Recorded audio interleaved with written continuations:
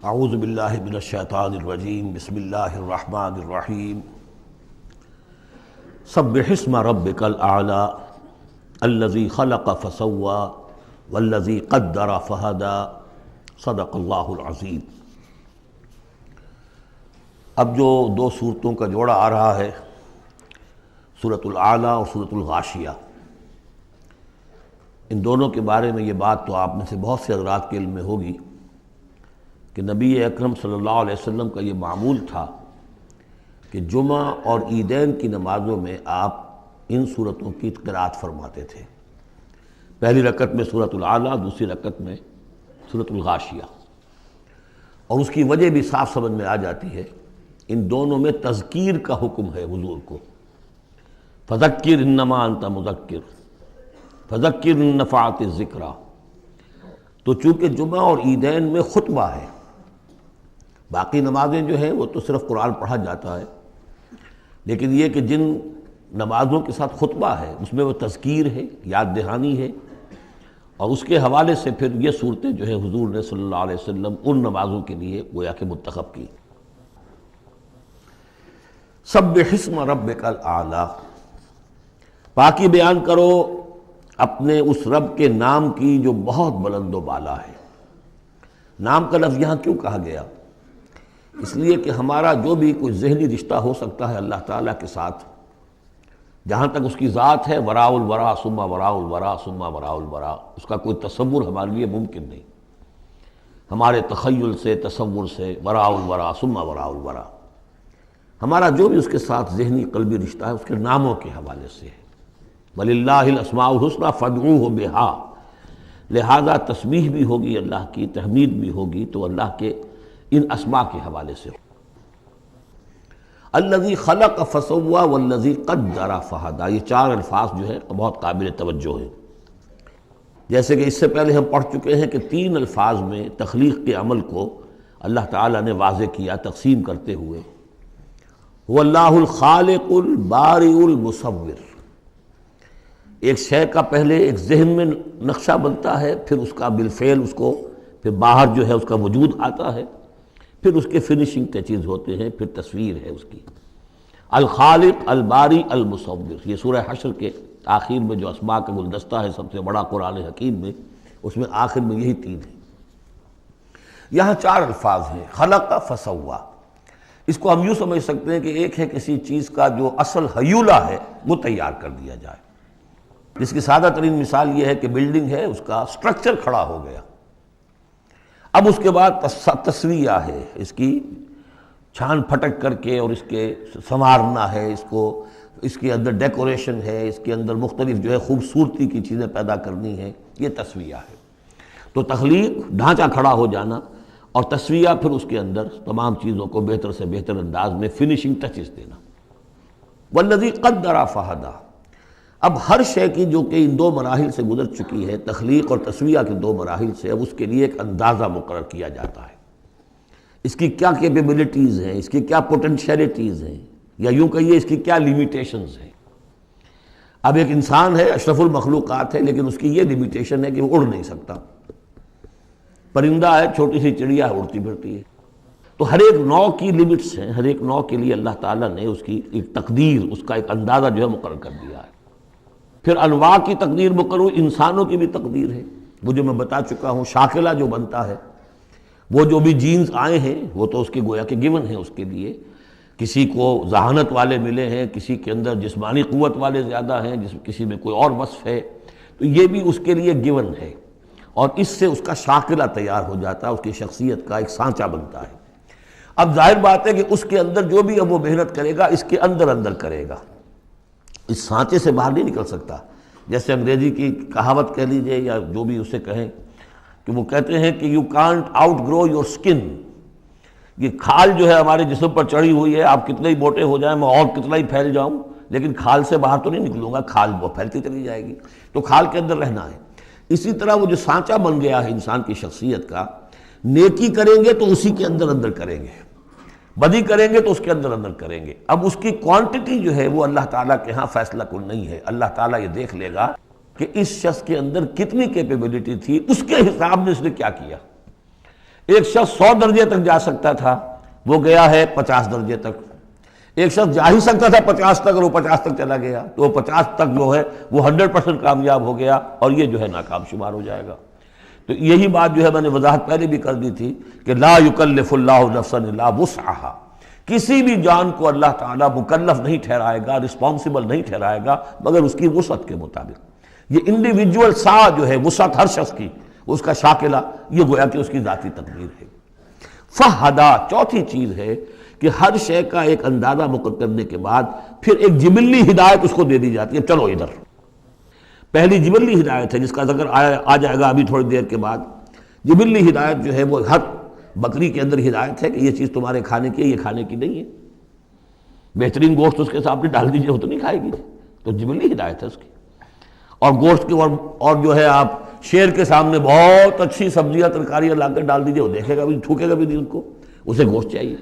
یہ ہے ہر جبلی ہدایت۔ پھر جبلی ہدایت کے اوپر پھر ہدایت کے اور مراحل ہیں جو اللہ تعالیٰ دیتا ہے، پھر وہ اپنی کتابیں نازل فرماتا ہے، اپنے نبی بھیجتا ہے۔ یہ گویا کہ ہدایت کی تکمیل ہے، ورنہ ہدایت تو بنیادی طور پر جو ہے ہر جبلت کے اندر بھی اللہ نے ودیت کر دی ہے۔ تو یہ ہر کریشن کے لیے یہ 4 الفاظ جو یہاں آئے، سبح اسم ربک الاعلی الذی خلق فسوی والذی قدر فہدی والذی اخرج المرعی، وہی ہے کہ جو نکالتا ہے چارہ زمین سے، فجعلہ غثاء احوا، جو شروع میں تو گھاس اگی ہے تو بڑی خوبصورت ہریابل جو ہے، اس کے بعد وہ سیاہ پڑ جاتا ہے اور چورا چورا ہو جاتا ہے۔ سنقرئک فلا تنسیٰ، اے نبی ہم آپ کو پڑھا دیں گے، آپ بھولیں گے نہیں۔ یہ بھی وہی بات ہے جو سورہ قیامہ میں آ چکی ہے، لا تحرک بہ لسانک لتعجل بہ ان علینا جمعہ وقرآنہ، ہمارے ذمہ ہے، آپ یہ مشقت زیادہ اپنے اوپر نہ لیں، یہ ہم کام کر دیں گے، آپ کے سینے میں اس کو جمع کر دیں گے اور پڑھوا دیں گے، ترتیب بھی بتا دیں گے۔ سنقرئک فلا تنسیٰ الا ما شاء اللہ، سوائے اس کے جو اللہ چاہے۔ تو اگر اللہ چاہے، فرض کیجئے یہ اس لیے بات کو واضح کرنے کے لیے، اللہ بلانا چاہے گا تو آپ لاکھ اپنی زبان کو حرکت دیتے رہیں، اللہ تعالیٰ کی قدرت سے تو آپ باہر نہیں نکل سکتے، آخر اللہ تعالیٰ قدیر ہے اللہ شے پر۔ لیکن یہ کہ یہ صرف اس امکان کو ظاہر کرنے والی بات ہے، اس کا یہ مطلب نہیں کہ اس سے یہ نکل آتا ہے کہ قرآن مجید کی کوئی آیت جو ہے اللہ نے بھلوا بھی دی محمد کو صلی اللہ علیہ وسلم۔ یہ ایسے ہی ہے، قل ان کان للرحمن ولد فانا اول العابدین، اگر اللہ کا کوئی بیٹا ہو تو سب سے پہلے میں پوجوں گا اسے، تو یہ اس طرح کی چیز ہے۔ الا ما شاء اللہ انہ یعلم الجہر وما یخفی، وہ اللہ تعالیٰ جو ہے وہ تو جانتا ہے، خواہ کوئی بلند آواز سے بات کہی جائے اور خواہ اسے چھپایا جائے۔ وَنُيَسِّرُكَ لِلْيُسْرَىٰ، اب یہ لفظ ذرا یہاں نوٹ کر لیجئے، یہ آگے بڑھ کر ایک مضمون کھلے گا اس سے۔ اور سہج سہج، تیسیر، یسر سے باب تفعیل، آسان کرنا، اور سہج سہج تھوڑا تھوڑا رفتہ رفتہ ہم آپ کو آسان بنا دیں گے۔ کس چیز کے لیے؟ یسرا، وہ بڑی جو آسانی ہے جنت وہاں پہنچائیں گے، اور جو بڑی کامیابی ہے دنیا میں دین کا غلبہ وہاں بھی پہنچا دیں گے، لیکن سہج سہج ہوگا۔ اس کے لیے اپنا ایک تدریج ہے جو ہماری حکمت میں، ہمارے علم میں ہے۔ ویسے ہم چاہیں آنے واحد میں کر دیں، دین کا غلبہ ہو جائے، کوئی رہے نہ دشمن، آنے واحد میں تمام انسان جو ہے اور تمام جنات کو ابو بکر جیسا بنا دیں، ہم بنا سکتے، لیکن یہ کہ ہماری جو حکمت تخلیق ہے اس میں یہی ہوگا، تیسیر، آہستہ آہستہ، اور یہ فلسفہ آگے چل کر بہت کھلے گا۔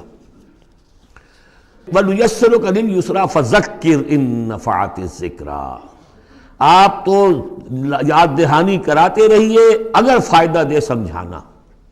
اور اس میں در حقیقت یہ ہے کہ ذکر جو ہے اللہ تعالیٰ کا اور اللہ تعالیٰ کی تذکیر جو ہے، اگر تو کہہ دیا ہے یہاں پر اگر فائدہ پہنچائے، لیکن اس کا یہ مطلب نہیں کہ اگر فائدہ پہنچائے تبھی تذکیر کی جائے، اس لیے کہ آگے آ رہا ہے سَيَذَّكَّرُ مَن يَخْشَىٰ، یعنی آپ اگر تذکیر کریں گے تو جس کے دل میں کچھ خوف ہے اس کو تو فائدہ ہو جائے گا نا۔ آپ تذکیر فرما رہے ہیں، نئی وحی آ گئی ہے، اسے آپ نے پڑھ کر سنایا ہے، وہ جن کو پرواہ نہیں ہے ان کو تو فائدہ نہیں ہوگا، لیکن آپ کے اہل ایمان ساتھیوں کے علم میں اضافہ ہوگا، ان کے اندر اور جو ہے ایمان جو ہے بڑھے گا۔ سَيَذَّكَّرُ مَن يَخْشَىٰ وَيَتَجَنَّبُهَا الْأَشْقَىٰ، البتہ جو شقی ہے، بدبخت ہے، وہ اس سے اپنا پہلو کترا جائے گا، وہ پہلو موڑ لے گا۔ الذی یصلی النار الکبریٰ، جس کا انجام پھر یہ ہونا ہے کہ وہ بڑی آگ میں جھونکا جائے گا، داخل ہوگا بڑی آگ میں۔ ثم لا یموت فیہا ولا یحییٰ، پھر نہ اس میں وہ مرے گا اور نہ زندہ رہے گا، نہ زندوں میں نہ مردوں میں۔ لا تبقی ولا تذر، سورہ مدثر میں جو آیت آئی تھی، ثم لا يموت فیہا ولا یحییٰ، پھر نہ اس میں اس کو موت آئے گی، نہ وہ زندوں میں ہوگا نہ مردوں میں۔ قد افلح من تزکا، یقیناً کامیاب ہو گیا وہ، یہ مضمون بھی آگے اب پھیلے گا اور بڑھے گا، ترقی کرے گا۔ قد افلح من تزکا، بے شک کامیاب ہوا وہ کہ جس نے تزکیہ حاصل کر لیا، اپنے آپ کو پاک کر لیا۔ یعنی انسانی روح جو ہے وہ اس جسم میں جب قید کی گئی ہے، بنایا گیا بہت بلند، لقد خلقنا الانسان فی احسن تقویم، پھر ڈالا ہے اس میں، اس حیوانی جسد کے اندر، ثم رددناہ اسفل سافلین۔ اب یہ کہ یہاں سے وہ چڑھائی چڑھنی پڑے گی، یہاں سے اوپر اٹھنا ہوگا، آپ کو محنت کرنی ہوگی، ہر انسان کو تزکیہ کرنا ہوگا، فلاح حاصل کرنے کے لیے کچھ اپنے جذبات کو کنٹرول کرنا ہوگا، کچھ اپنی شہوات کو دبانا ہوگا، اپنے نفس کا ضبط نفس کا سامان کرنا ہوگا، کچھ اپنی روح کی تقویت کا سامان کرنا ہوگا، جیسے کہ یہ دو طرفہ پروگرام رمضان کا ہے کہ دن میں روزہ رکھو اور اس حیوانی وجود ہے اسے ذرا کمزور کرو، تھوڑا سا مزمحل کرو، تاکہ اس کا دباؤ جو ہے اس روح ربانی کے اوپر، اس بدن میں کچھ کمی آئے۔ رات کو کھڑے ہو جاؤ اور اس روح کے اندر آبیاری، اس کے اوپر قرآن کے انوار کی بارش کرو، اس سے یہ کہ یہ روح تازہ ہوگی، زندہ ہوگی، اپنے رب کی طرف متوجہ ہوگی۔ یہ ہے عمل تزکیہ۔ قد افلح من تزکا وذکر اسم ربہ فصلی، اور اس نے دیا نام، اپنے رب کے نام کا ذکر کیا اور پھر نماز پڑھی۔ تو اس میں یہ کہ یہی شکل ہو چکی ہے جمعے کے اندر۔ پہلے جو ہے تذکیر کے لیے خطبہ ہوتا ہے، خطبہ جو ہے تذکیر کے لیے ہے۔ چنانچہ جو حدیث ہے مسلم شریف میں، حضور کا معمول کیا تھا جمعے کے لیے؟ کان للنبی صلی اللہ علیہ وسلم خطبتان یجلس بینہما یقرأ آیات القرآن ویذکر الناس۔ حضور کے دو خطبے ہوتے تھے، اس کے درمیان آپ بیٹھتے بھی تھے تھوڑی دیر کے لیے، حالانکہ خطبے آپ کے ہوتے تھے بہت ہی مختصر، کوئی تھکان کی وجہ سے نہیں آپ بیٹھتے تھے۔ میرے نزدیک یہ کہ جو 2 رکعتیں ہیں ظہر کی، اس کے قائم مقام ہے یہ 2 خطبے۔ ظہر کی 4 رکعتیں ہیں فرض، اور جمعے کی رہ گئی 2، تو 2 رکعتوں کے قائم مقام یہ 2 خطبے ہیں۔ اس کو ظاہر کرنے کے لیے حضور وقفہ ڈال کر اور ان کو 2 خطبے بناتے تھے۔ لیکن اس خطبے میں کرتے کیا تھے؟ یقرأ آیات من القرآن، قرآن مجید کی آیات پڑھ کے سناتے تھے، وَيُذَكِّرُ النَّاسَ، لوگوں کو یاد دہانی کراتے تھے۔ اور اس میں معاملہ کیا تھا؟ ازدل خیزت بردل ریزت، زبان کا حجاب تھا ہی نہیں، حضور کی زبان عربی اور جو سننے والے بیٹھے ان کی زبان عربی، تو لمبے چوڑی بات کی ضرورت بھی نہیں تھی، ہمیں تو معنی بتانے پڑتے ہیں، اس کا مفہوم بتانا پڑتا ہے، تب ترجمہ کرنا پڑے گا، کوئی نحوی اشکال ہو بتانا ہوگا، انہیں کوئی ضرورت نہیں تھی۔ مختصر ترین خطبہ ہوتا تھا اور اس میں تذکیر، یاد دہانی۔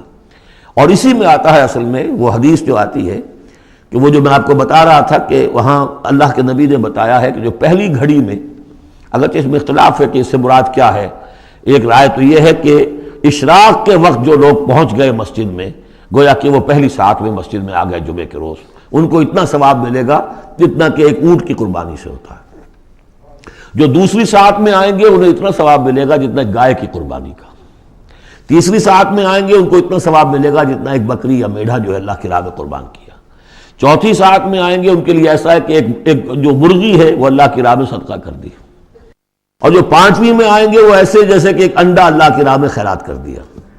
اس کے بعد جو آتا ہے تو جو فرشتے بیٹھے ہوتے ہیں مسجدوں کے دروازوں پر اور ان کے رجسٹر ہوتے ہیں، ان میں حاضری کا اندراج کرتے ہیں وہ۔ اس کے بعد جب امام کا خطاب شروع ہو جاتا ہے، لیکن وہاں خطبہ ہوتا تھا، خطاب نہیں، ہمارے ہاں تو پھر 2 چیزیں ہو گئی، ایک اردو کی تقریر پھر ایک خطبہ۔ جب امام کا خطبہ شروع ہو جاتا ہے تو اس کے بعد فرشتے اپنے رجسٹر بند کرتے ہیں، یستمعون الذکر، وہ بھی اس ذکر کو سننے میں مصروف ہو جاتے ہیں، یعنی اب جو آنے والے ہیں ان کا اندراج نہیں ہوتا۔ اب اس میں جو تعویل کی علماء نے، اور علماء میں سے شاہ ولی اللہ دہلوی کی بھی تعویل ہے یہ کہ ایک تو یہ کہ اس سے مراد یہ ہماری ساعتیں نہیں ہیں بلکہ کچھ خفی ساعتیں ہیں یہ، اگرچہ مجھے اختلاف ہے ان کی رائے سے۔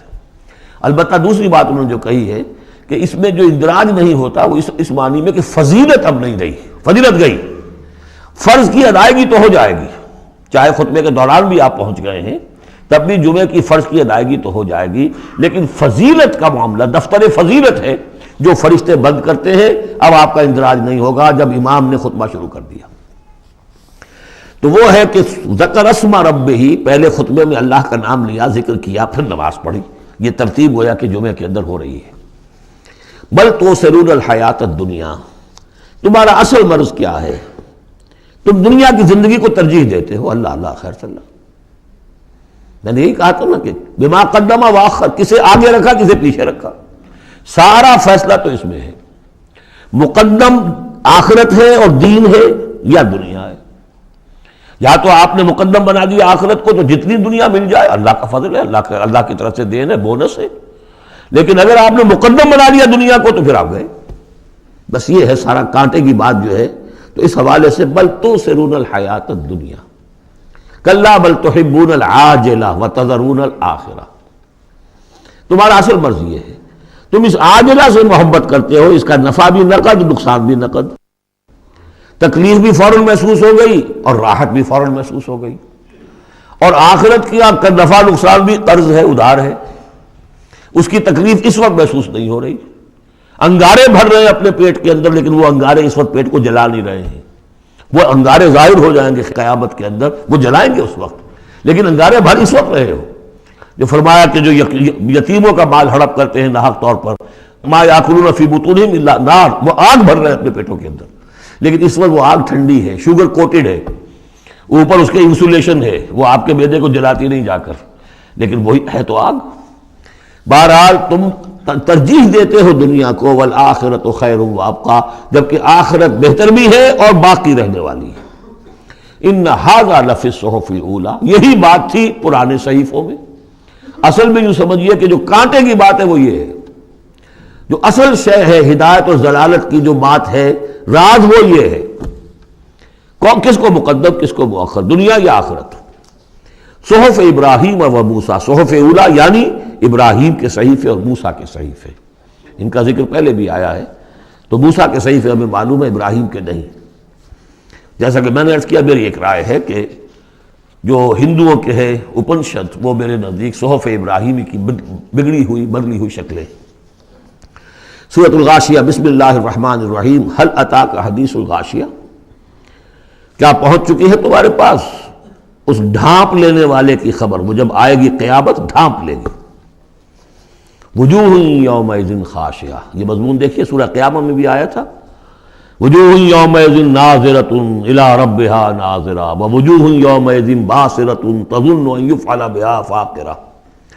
پھر سورہ عبس میں آ چکا ہے، وجوہ یومئذ مسفرۃ ضاحکۃ مستبشرہ ووجوہ یومئذ علیہا غبرۃ ترہقہا قطرہ. یہاں دیکھیے وجوہ یومئذ خاشعہ، بہت سے چہرے اس دن ہوں گے ذلیل ہوئے دبے ہوئے جھکے ہوئے. عاملۃ ناصبہ، ایسے کہ جیسے بڑی کوئی مشقت جھیلی ہے، اس کا تکان کے اثرات ہے، ایگزاسٹڈ ہے. تصلیٰ نارا حامیہ، وہ داخل ہوں گے ایک تپتی ہوئی آگ میں، دہتی ہوئی آگ میں. تسقیٰ من عین آنیہ، انہیں پلایا جائے گا وہ پانی کے جو کھولتا ہوا ہوگا، ایک ایسا چشمہ جس کا پانی کھولتا ہوا ہوگا. لیس لہم طعام الا من ضریع، نہیں ہوگا ان کے لیے کھانے کے لیے غذا مگر جھاڑ کانٹوں والی جھاڑیاں، یا وہ زقوم جس کا ذکر پہلے ہو چکا ہے. لا یسمن ولا یغنی من جوع، نہ تو وہ موٹا کرے اور نہ وہ بھوک ہی کو مٹائے. یعنی یہ کہ کھانے کے دو ہی فائدے ہوتے ہیں، آپ کے جسم کو تقویت حاصل ہو، یا یہ کہ کم سے کم بھوک کا احساس تو ختم ہو جائے. ان دونوں میں سے کوئی شے نہیں ہوگی. اب اس کے برعکس وجوہ یومئذ ناعمہ، بہت سے چہرے ہوں گے اس روز تر و تازہ، جیسے کہ ناز و نعم میں پلے ہوئے لوگ ہوتے ہیں ان کے چہرے.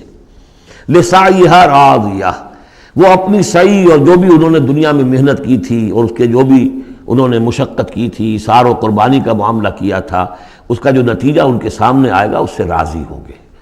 لسعیہا، یہ انہی کی کوشش تھی، محنت تھی، لیکن آج اللہ نے قبول فرما لی. اولئک کان سعیہم مشکورا، وہ لوگ ہوں گے کہ جن کی سعی جو ہے اللہ تعالیٰ کے یہاں مقبول ہو جائے گی تو وہ راضی ہوں گے.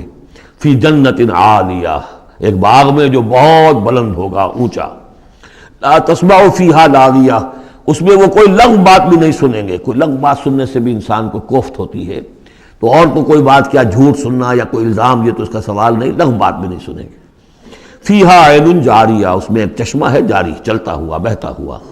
فیہا سرر مرفوعہ، اس میں اونچے تخت ہیں رفیع. واکواب موضوعہ، اور آب خورے ہیں، کپس ہیں، جام ہیں کہ جو رکھے ہوئے بڑے حساب سے، بڑی عمدگی سے چنے ہوئے.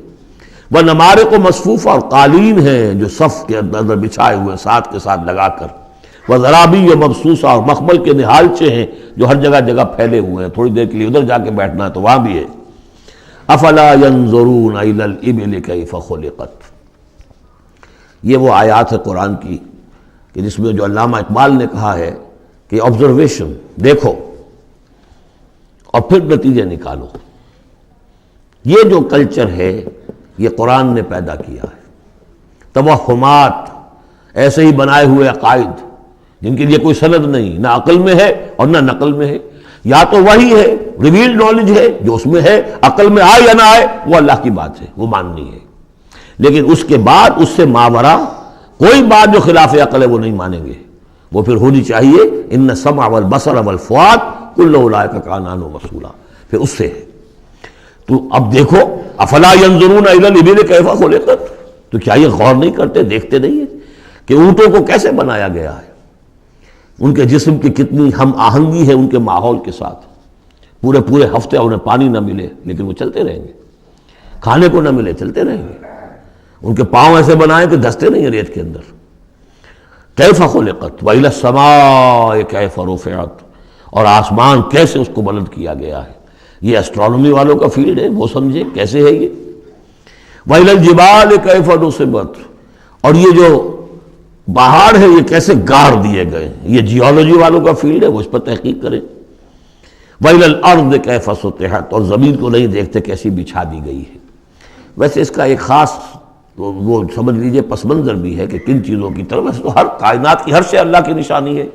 ان فی خلق السماوات والارض واختلاف اللیل والنہار والفلک التی تجری فی البحر بما ينفع الناس وما انزل اللہ من السماء من ماء فاحیا به الارض بعد موتها وبث فيها من كل دابة وتصريف الرياح والسحاب المسخر بين السماء لآیات لقوم یعقلون، ہر شے آیت ہے۔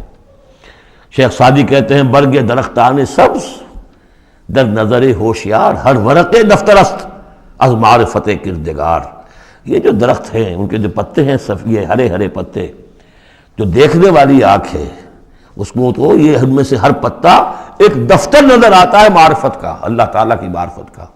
اور آج ہمیں معلوم ہوا ہے کچھ نہ کچھ، آج سے پہلے لوگوں کو معلوم نہیں تھا کہ ہر پتے میں ایک فیکٹری ہے، فوٹو سنتھسس کی فیکٹری ہے، کہ جو یہ سولر انرجی ہے اسے وہ جذب کر رہی ہے اور اس کو جو ہے کنورٹ کر رہی ہے، وہی انرجی ہے جو لکڑی کے اندر سٹور ہو رہی ہے، پھر آپ لکڑی جلا کر نکال لیتے ہیں، یہ آگ کہاں سے آ گئی؟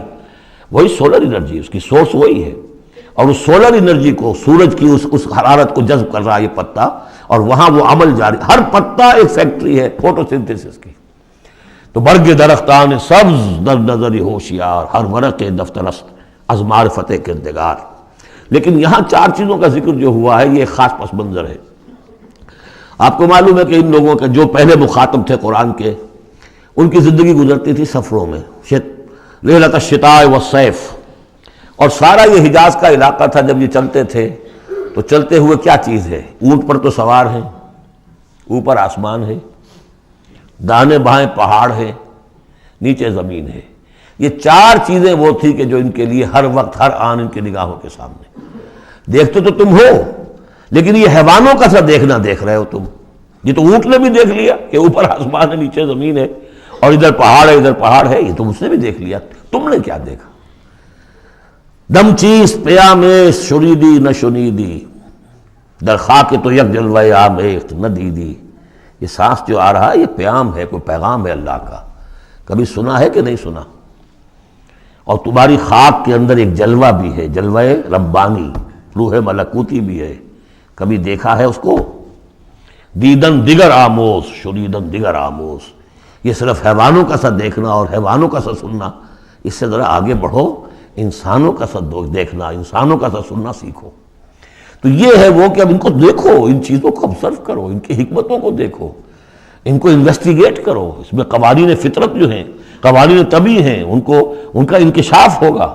یہ ساری چیزیں تمہارے لیے مسخر کر دی گئی ہیں، تم ان کو ماسٹر کرو، ان کو اپنے استعمال کرو، ایکسپلائٹ کرو، یہ سارا کام تمہارے لیے ہے۔ تمہیں خلافت دی گئی ہے زمین کی، پوری دنیا تمہارے لیے بنائی گئی ہے، خلق لکم ما فی الارض جمیعا، تمہارے لیے بنائی گئی۔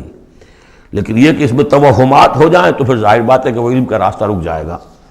افلا ينظرون الى الابل كيف خلقت والى السماء كيف رفعت والى الجبال كيف نصبت والى الارض كيف سطحت فذکر انما انت مذکر. تو اے نبی آپ نصیحت کرتے رہیے، تذکیر کرتے رہیے، ان کو بتاتے اور سکھاتے رہیے، یاد دہانی کرتے رہیے. آپ تو بس یاد دہانی کرانے والے ہیں، آپ ان کے اوپر لست علیہم بمسیطر، آپ کو داروغہ نہیں ہے کہ کان پکڑ کر لے آئیں ان کو ہدایت کے راستے پر، یہ آپ کا کام نہیں.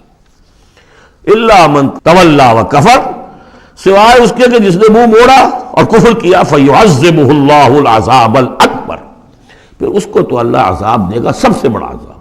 کیوں سب سے بڑا عذاب؟ رسول کے آنے کے بعد جبکہ حق بالکل عریاں ہو کر سامنے آ جائے، کوئی شک و شبہ باقی نہ رہے، ان کی سیرت کے بارے میں، ان کی شخصیت کے بارے میں کوئی داغ نہیں، کوئی دھبا نہیں، کوئی انگلی اٹھ نہیں سکتی. اور جس طریقے سے آیات ربانیہ انہوں نے پڑھ پڑھ کر سنا دی ہیں، اب بھی اگر کوئی نہیں ہے تو معلوم ہوا کوئی خیر نہیں ان کے اندر، اب یہ شدید ترین عذاب کے مستحق ہیں. انا الینا ایابہم، اے نبی ان سب کو ہماری طرف لوٹ کر آنا ہے. ثم ان علینا حسابہم، پھر ہمارے ذمہ ہم حساب لے لیں گے. آپ اپنا کام کیے جائیے، جو آپ کا فرض ہے آپ ادا کیجئے، باقی یہ ہم پر چھوڑیے. ذرنی والمکذبین، سمجھے، مجھے چھوڑ دیجئے، میں ان سے نمٹ لوں گا. ذرنی والمکذبین اولی النعمہ مہلہم قلیلا. اور دیکھیے کس طرح یعنی سورہ تاریخ جو ختم ہوئی ہے کہ ایک ہی آیت میں مہلہم، آپ کو ان کو ذرا دیجئے، مہلت دیجئے. امہلہم دونوں صیغوں میں، باب تفعیل بھی اور پھر باب افعال بھی. ان الینا ایابہم ثم ان علینا حسابہم اللہم حاسبنا حسابا یسیرا، اللہم حاسبنا حسابا یسیرا. آمین یا رب العالمین.